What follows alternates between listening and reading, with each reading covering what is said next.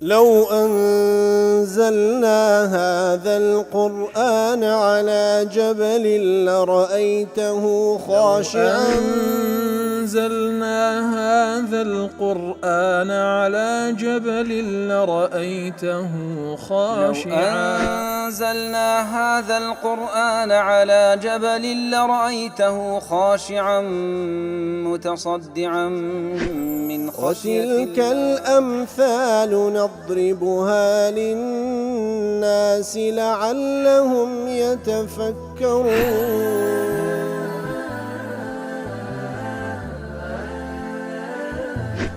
الحمد لله والصلاة والسلام على رسول الله وعلى آله وصحبه ومن والاه. السلام عليكم ورحمة الله. بەڕێزان خۆشحاڵم لەوانەی 580 و لەوانەکانی تەفسیری قورئانی پیرۆز بێمەوە خزمەتتان بەمەبەستی ڕەزامەندی رب العالمین و هیوادارم ئەوەی ئازیز سوودی لەوە بگرن. أعوذ بالله من الشيطان الرجيم بسم الله الرحمن الرحيم وإن كان كبر عليك إعراضهم فإن استطعت أن تبتغي نفقا في الأرض أو سلما في السماء فتأتيهم بآية ولو شاء الله لجمعهم على الهدى فلا تكونن من الجاهلين.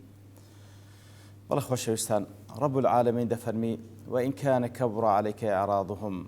ئەگەر قورسە لەسەرت کاتێکەوان لایەن لێ کردیتەوە ئیمان بە ئەو پەیامە ناینن فإن استطعت، ئەگەر لە تواناتدا هەیە ئەن تەبتەغیە نەفەقا في الأرض، نەفەقێک لە ژێر زەمین لێ بدەی، ئەو سلما في السماء، یان وەسیلە و هۆکارێک پەیدا بکەی بچێ ئاسمانەکان تاوەکو فتأتيهم بآية، تاوەکو ئاەت و معجزەیەکیان لۆ بینی کەوا ناچار بن ئیمان بینن. ولو شاء الله لجمعهم على الهدى، ئەگەر الله سبحانه وتعالى ویست و مەشیئەتی لەسەر بووە لجمعهم على الهدى، ئەوە کۆیانی دەکردەوە لەسەر هیدایەت. فلا تكونن من الجاهلين، دەیمێ ریزی کەسانێکی جاهل کەوا بێ ئاگان لە سنەتی رب العالمین. بەڵێ خۆشەویستان، دیارە پێغەمبەر صلی الله عليه وسلم زۆر حەریز بووە لەسەر ئیمان هێنانی خەڵکی بەگشتی، لەبەرەوەی دەیزانی ئیمان هێنان بەختەوەری دنیا و قیامەتی تێدایە، وە پێچەوانەوەش ئیمان نەهێنان بەدبەختی دنیا و قیامەتە، لێ حەریز بوو لەسەر ئیمان هێنانیان. جا لێرەدا رب العالمین پێی دەفەرمی ئەگەر قورسە لەسەرت ئەوان کە ئیمان ناین و لایەن لێ کردیتەوە، ئیعراضهم واتە ئەوان لایەن لەو پەیامەی کردیە و بە هیچ شێوەیەک ڕووی تێناکەن و ئیمان ناین، ئەگەر ئەوە لەسەرت قورسە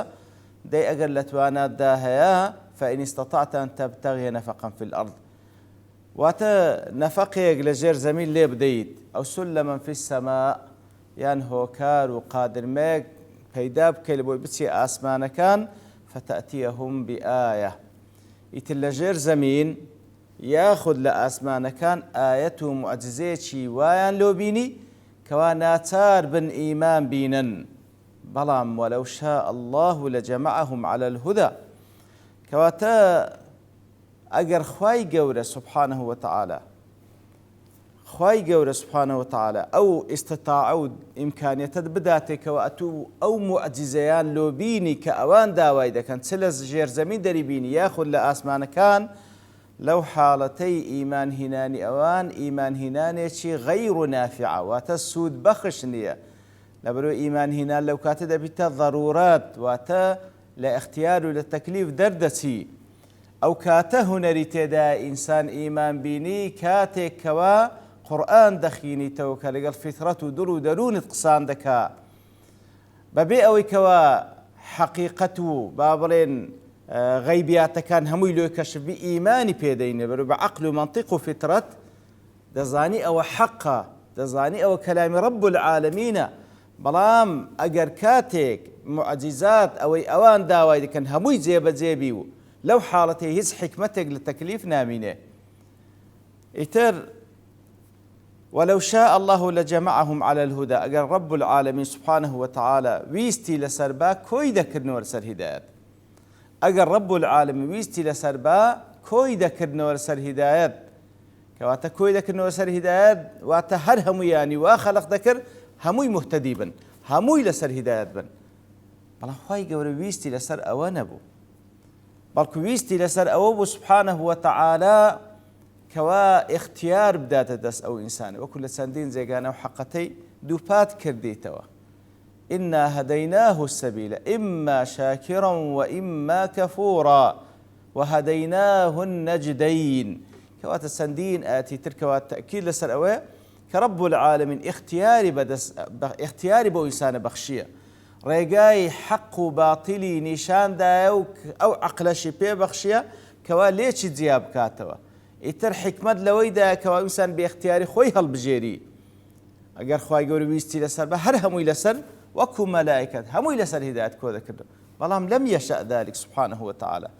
لو فلا تكونن من الجاهلين كواتا ما ريزي أو كساني كوا جاهل بو حقته كواتا وكزانان بو شوي تعبير لو بشأت إذا كان فلا تكونن أي بالحرص على إيمانهم بو كوا هند حريز بلسر إيمانهم هناني أوان أو الميل إلى نزول إلى مقترحهم يعني وتا هندا برو اقتراح وبيش بيني كردني أوان بروي هندا برو اقتراحات أوان بروي خريك سنة خواي جورد لبير دستو فلا تكونن من الجاهلين من الجاهلين ليرد أو جهلة وكي ابن عثيمين دل رحمة خواي الجهل المنافي للعلم كواتا ليرد أو جهلة نبي كوا منافية لبو علم أو جهلة نبي كوا لقل علمي شرعي تيقناكت وقال علم بسنن كان خواي جورد تيقناكاتوا أي من الذين لا يعلمون سنن الله عز وجل في خلقه لو كسان مبا كوا شارزايا نية برامبر بالسنة كان رب العالمين للتعامل لقى المخلوقات كان يقلو سنة نفسية من جملتها ما ذكر من عدم تعلق مشيئته تعالى بإيمانهم كواتا بآقام بلو سنة لسنة كان خواي قورا بتايبتي لو سنة رب العالمين ولو شاء الله لجمعهم على الهدى كواتا خواي قول نيويستي هم يعقوب كاتو لسر هداية بلكو اختياري في بخشينا كواتا خواي قول نيويستي كوام كاتو لسر هداية إما اختيارا فلعدم توجههم إليه كواتا حتى باختياري خوشيان كاختياري داينيه اگر خواي قول ويست لسر هر كوي دكرنو لسر هداية بلام رب العالمين سنة للتعامل لقلبا دكاني وانبوة أو اضطرارا يعني بنات ساري هر هموي والب كربان وكو ملائكة وكو هر مخلوق يشديك لسر هداية كوي كذبنا بلام خواي قول سبحانه وتعالى حكمتي خواي للتعامل لقلبا دكاني أو إنسان كتاقيد كريتوا مكلفة وأدوات علمي شبه بخشة لسمع لبصر لا عقل بيرو هوش وبيغمبريش لو روانه كرديا عليه الصلاة والسلام كتابش لو روانه كرديا أو زاليردا أو بري اختبارك عدالتي تيدايا كواتا لو كسانا مبك بآقان برامبر بسنة كان رب العالمين بتايبتي برامبر بو سنة رب العالمين لتعامل قلبنا كان كاختياري دايت دستيان نيويستيهم ينكوب كاتو لسر هدايات سأوكو دا فرمي نيفرمو فرمو فلا تكونن من الجاهلين نيفرمو فلا تكن جاهلا يوعتا خطابكي توجيه شخصي بيان صلى الله عليه وسلم نكر بوشي فرمي فلا تكن جاهلا لا بل فلا تكونن من الجاهلين بل لو كسان ما بكوا انتساب ذكرين لبو جهل لذا فرق بين ودو تعبيرها لو كسان مبا كوا اوان جاهلا لريزي او كسان مبا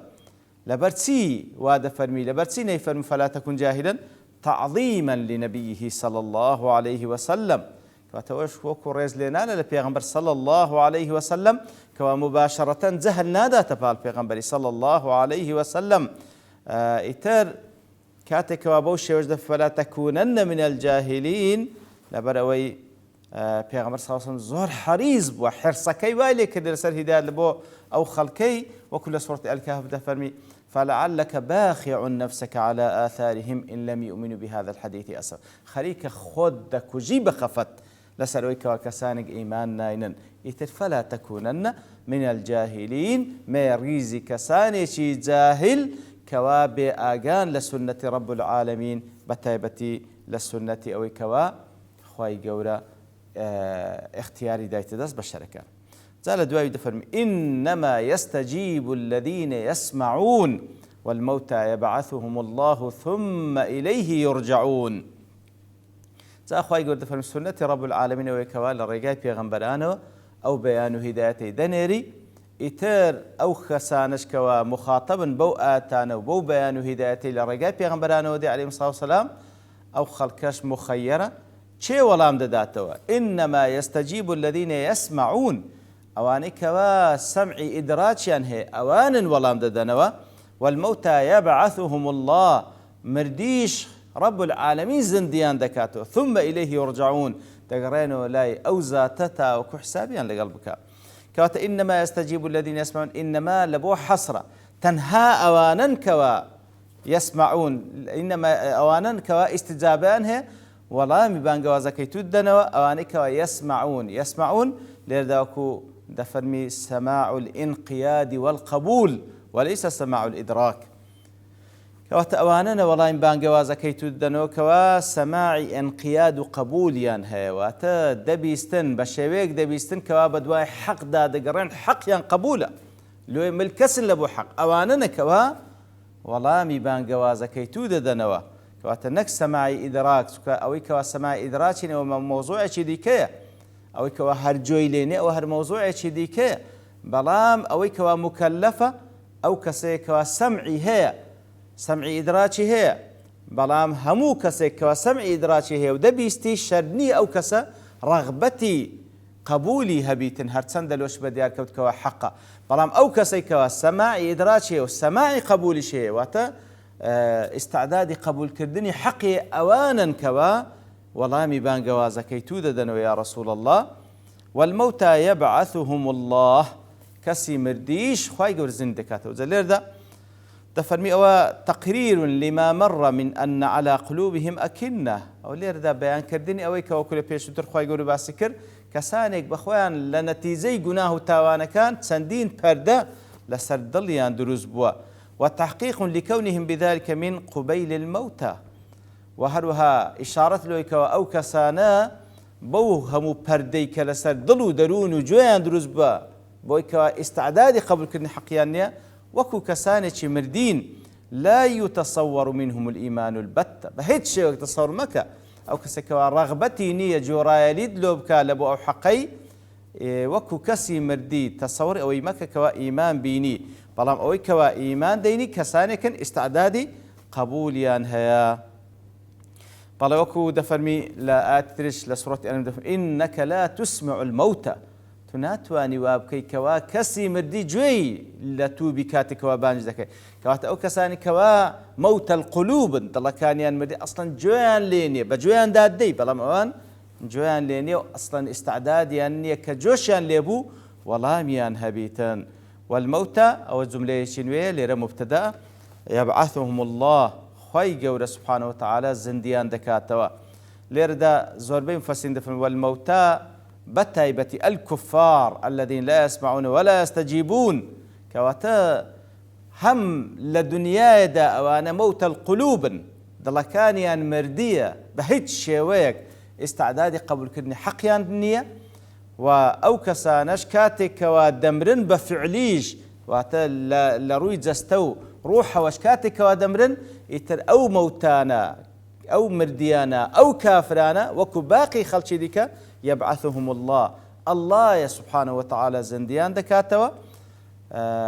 ثم إليه يرجعون وهرد قرين ولا أبيش سبحانه وتعالى تاوكو حسابيان لقلب كاتن كواتا هم دمرن بس بمرن كوتاي بينا خواي قور زنديان دكاتوا حسابيان لقلب دكاتوا سأكون دقلزان دفرمون أو إشارة تدا بويكوا رمز إلى أن هدايتهم كبعث الموتى إشارة شلويكوا هداية داني كسانيتي دل مردي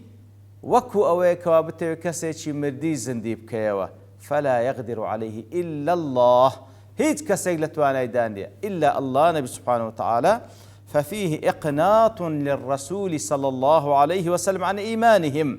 كواتليرا بهوابة يا رسول الله لإيماني أو كسدل مردياني كبابين كرن برامبر بحق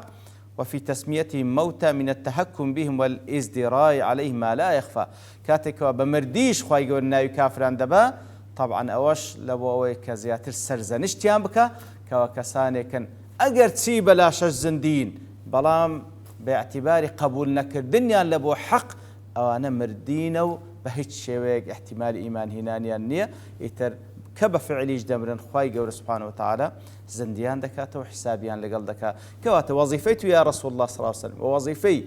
شوان كوتواني بيان صلى الله عليه وسلم تيا أو كوات تنها وتنها تبليغي بيامي رب العالمين بك يتر إيمان نهناني كسانج كافر لبرأوينية كوا بلغانية لسر حق وراس تدرستي أو بيامي نخير بلغا زورن أجر كسي خوي كورنك لحق خوي كرنك لحق بلام أو كسا ما بستي إيمان نهنانا لو هرتسي آيات ومعجزاتي تكشبين هر إيمان ناينن يتر بيامي أو بابني وظيفيتو قانديني أو بيامي أو يديكش حسابه وهلوها زندي كردنوا هل لا إخوائي قوري سبحانه وتعالى وصلى الله وسلم على نبينا محمد وعلى آله وصحبه أجمعين وآخر دعوانا الحمد لله رب العالمين. لو أنزلنا هذا القرآن على جبل لرأيته خاشعا